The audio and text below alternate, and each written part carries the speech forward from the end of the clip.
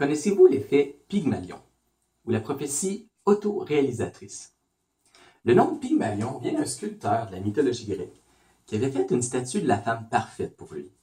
Une statue tellement belle, tellement parfaite qu'il est tombé follement en amour avec.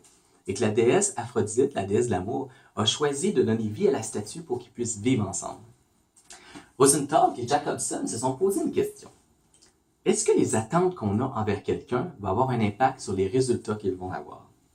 Ils sont donc allés dans la classe d'un enseignant et ils sont allés faire passer un test de QI, d'intelligence, aux étudiants. Ils ont ensuite classé la moitié de la classe comme plus douée et l'autre moitié comme moins douée en donnant les résultats à l'enseignant.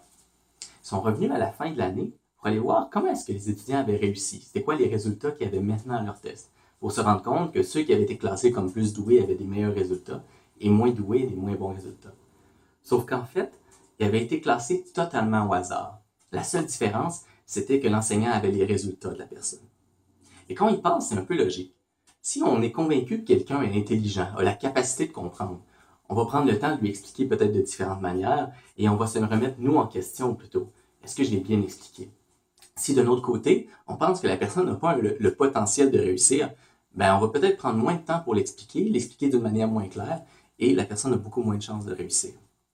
Et l'effet Pygmalion, c'est un phénomène qui a été marquant pour moi dans ma carrière en psychologie, en coaching, parce que ça démontre comment on a beaucoup plus d'impact, de pouvoir sur ce qui se passe autour de nous, sur la situation, qu'on le croit souvent. L'effet Pygmalion est donc le phénomène que de s'attendre à ce que quelque chose se passe peut nous amener inconsciemment à le créer.